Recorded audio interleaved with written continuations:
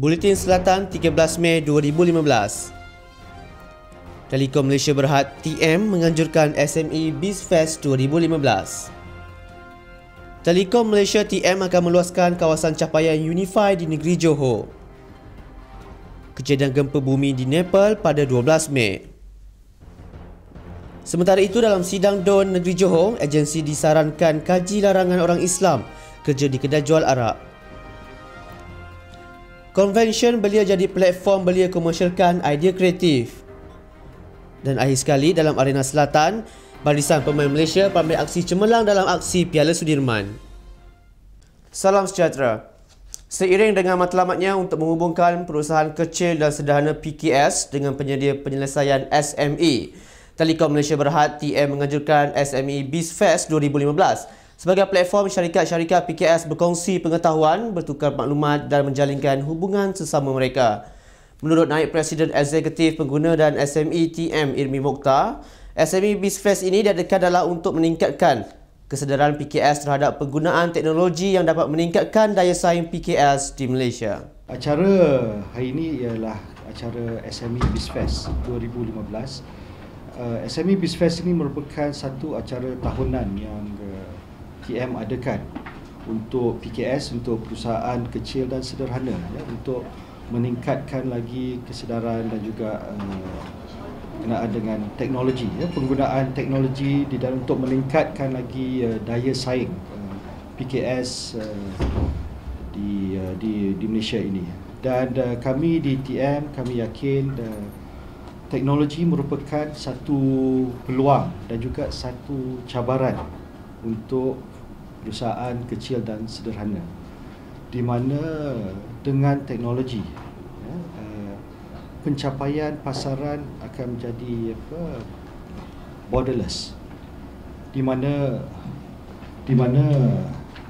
ianya satu peluang untuk PKS kita di Malaysia ini untuk bukan saja, contohnya kita di Johor ini, bukan saja di Johor, pasarannya di Malaysia dan juga ke ASEAN. Menurutnya lagi, PKS telah menyumbang lebih daripada 30% dan ini merupakan satu objektif yang sangat penting untuk negara.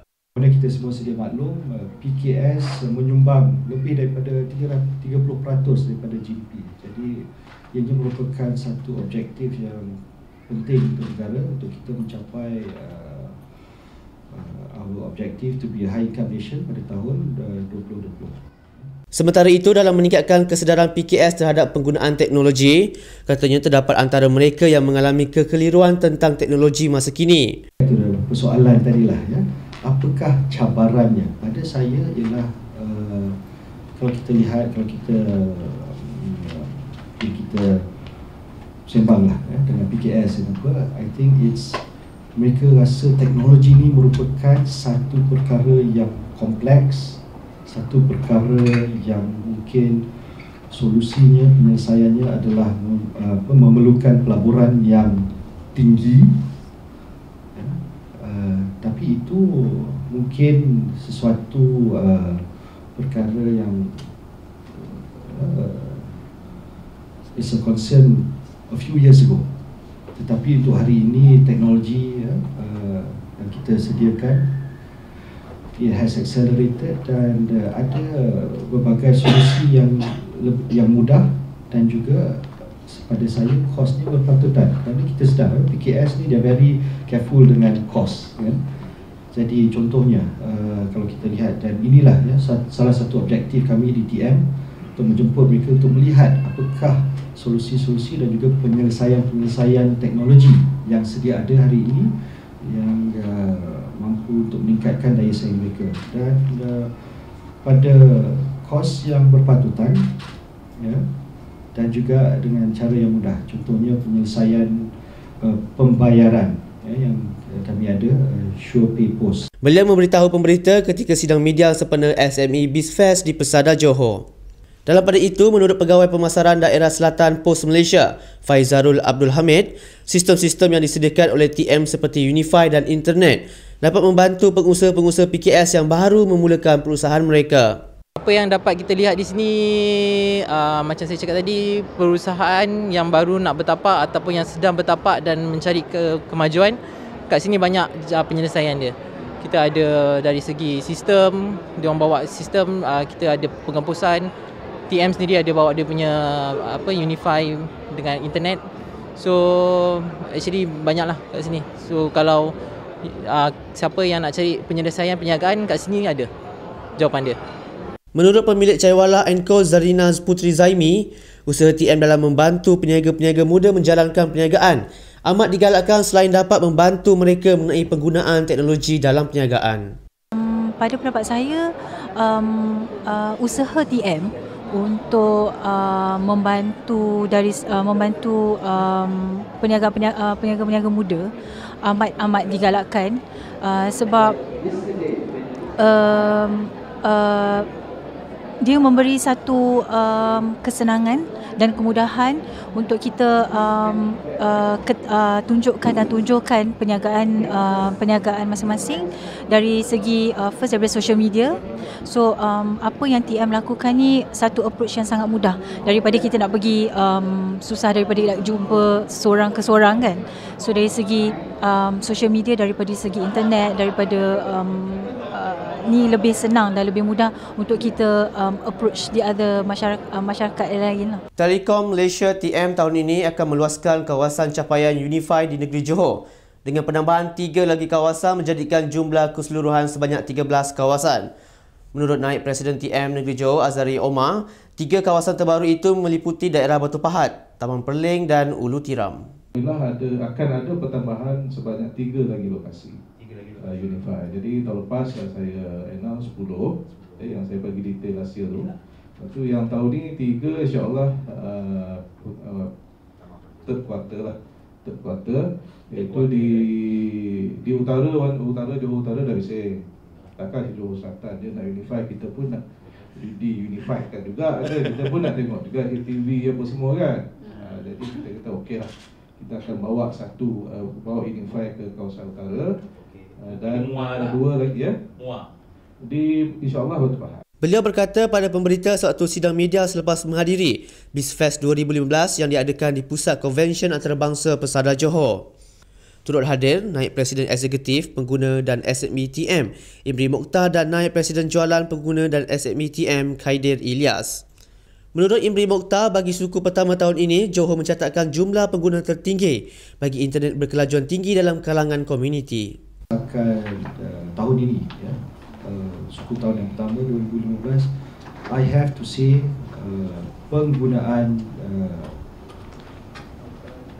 teknologi terutamanya high speed internet of the community in Johor is the highest. When we talk about the community, we are talking about businesses dan juga penduduk Johor. Residential juga. It is one of the highest. So I'm very encouraged. I know daripada saya I'm someone yang I believe lah. Technology would be the enabler lah. Gempa bumi pada magnitude 7.3 skala Richter telah melanda Nepal pada Selasa lepas, jam 3:05 petang waktu Malaysia. Kejadian terbaru ini berlaku selepas 2 minggu lepas Nepal dilanda bencana gempa bumi bermagnitude 7.8 pada 25 April lalu dan dipercayai gempa bumi kali ini di 18 km tenggara dari berhampiran kem permulaan Gunung Everest. Kedutaan Besar Malaysia di Kathmandu telah mengambil langkah-langkah yang perlu dalam mengenal pasti sekiranya ada rakyat Malaysia yang terlibat dalam gempa bumi tersebut. Kementerian Luar Negeri juga ingin menyarankan agar semua warga Malaysia yang berhajat untuk melawat negara tersebut agar berhubung dengan Pejabat Kedutaan Besar Malaysia di Kathmandu.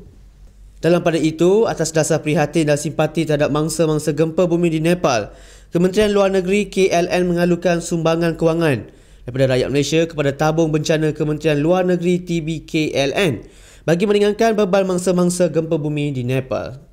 Agensi berkaitan diminta untuk melihat kemungkinan mengharamkan masyarakat Islam di Johor bekerja di kedai serberneka 24 jam terutamanya yang menjual arak. Suhaimi Salim, mewakili Barisan Nasional Kawasan Kukuk berkata, isu penjualan arak melibatkan pekerja Melayu yang bekerja di kedai serberneka tersebut tidak boleh dikompromi kerana mempertaruhkan soal maruah, bangsa dan agama serta berdosa di sisi Islam. Beliau berkata demikian ketika membahaskan Titah Sultan Johor pada persidangan Dewan Undangan Negeri ke-13 kemarin. Tambah Suhaimi, Beliau meminta agensi berkenaan memandang serius isu ini, memandangkan ia turut menjejaskan maruah bangsa terutama kalangan anak muda. Isu penjualan arak di kedai serba neka 24 jam sebelum ini hangat diperkatakan selepas Ketua Menteri Melaka Datuk Seri Idris Harun sebelum ini menyarankan kepada pihak pengurusan kedai serba neka itu agar mempelbagaikan bangsa yang diambil bekerja di kedai berkenaan. Ini kerana majoriti pekerja kedai itu katanya adalah Melayu yang mempunyai sensitiviti terhadap penjualan arak kepada orang ramai. Selain itu, Melaka juga sedang membuat kajian menyeluruh melarang penjualan arak di rangkaian kedai serba neka 24 jam itu dalam kawasan majoriti penduduk Islam di negeri tersebut. Untuk paparan berita selanjutnya, kita kembali selepas ini. Saya memilih produk restoran ini kerana penghasilannya amat meningkat. Di kawasan yang bermasalah boleh meningkatkan hasil FFB di tahap yang optimum. Pilihlah baja biokimia Real Strong hari ini. Rumah mampu milik Johor, 37,000 unit telah dibina.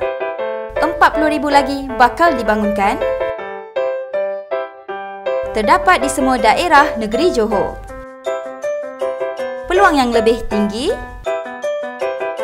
terbuka untuk semua kaum dengan harga yang lebih rendah. Pelan Suara Hati Johor, merakyatkan kerajaan pembangunan pro rakyat.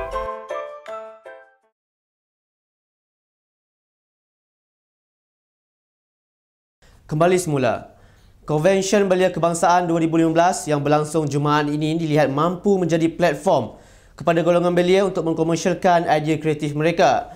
Program bersempena sambutan Hari Belia Negara Anjuran Majlis Belia Malaysia MBM dan Kementerian Belia dan Sukan itu bakal membuka ruang kepada belia untuk menunjukkan inovasi terbaru mereka dalam bidang keusahawanan. Setiausaha Agong MBM Ahmad Saparudin Yusof berkata idea intelek dan kreativiti mereka itu juga berpotensi untuk dikomersialkan ke peringkat antarabangsa. Menurut Saparudin, pihaknya menyasarkan lebih 1,000 belia menyertai konvensyen berkenaan yang akan dilangsungkan di sebuah hotel di Putrajaya. Setakat ini, sebanyak 500 belia mengesahkan penyertaan mereka.